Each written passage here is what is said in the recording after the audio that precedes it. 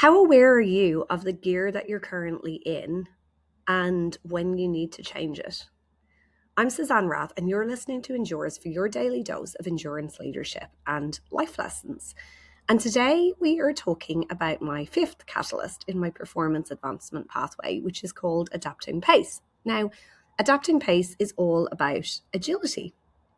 And agility is about adaptability, to change how often we actually change our own pace. And really, it comes down to six core aspects, which I have depicted here on a speedometer. So when we're in our low gear, we're in recovery phase. This is obviously really essential for percolating ideas, for getting ourselves ready for the next climb, etc., etc. Then we come into reset. So reset is getting that awareness of what we currently should be focusing on, what we're currently forcing, what feels heavier than it should, or where our villain might be kicking in. So the villain to adapting pace is the overdrive spiral. And this convinces leaders that discomfort always means to keep pushing. The third part on our little speedometer of adapt pace is cruise.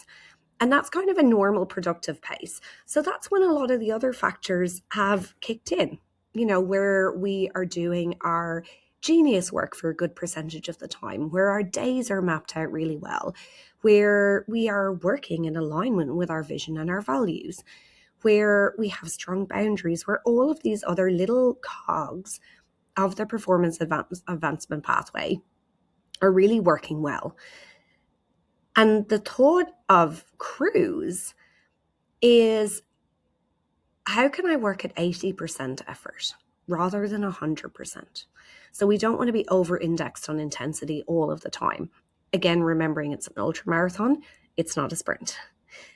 Now, fourth on our little speedometer is refine.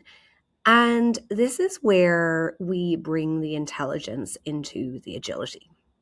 And so refining consistently is so important, because naturally we will want to take on more things. Naturally, we will want to grow. Naturally, we will let bad habits kick in, whether it's the meetings or saying yes to more things or scrolling on our phones or whatever the case might be. And so how we refine is going, what am I doing I don't need to do? What process needs to be simplified? Is there a decision rule that needs to be tightened? Where are we leaking energy? Now, fifth on the speedometer is realign. So again, not every fast-moving path is moving towards the right summit. So now we're picking up the pace. We want to make sure we're actually on track for the right thing. And this is so important through daily, weekly, monthly, quarterly, etc. processes, both for yourself and for your team. And then we repeat. And we do this on a loop, because that's what agility is. So the most adaptive leaders don't wait for things to collapse for them to take action. They're constantly tweaking, constantly changing pace. So we want to treat resistance as data.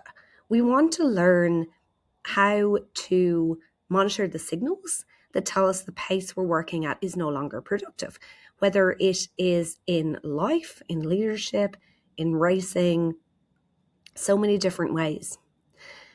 If we stay in overdrive, if we're constantly doing, we often feel productive because our output speed remains high, but our cognitive cost skyrockets. And so Gloria Mark's work on attention shows that on average, we now spend 47 seconds on one screen before switching. I think that's pretty scary. And every time we have these interruptions, it increases our stress, our frustration, and our perceived workload, even though our stress or our speed might seem the same.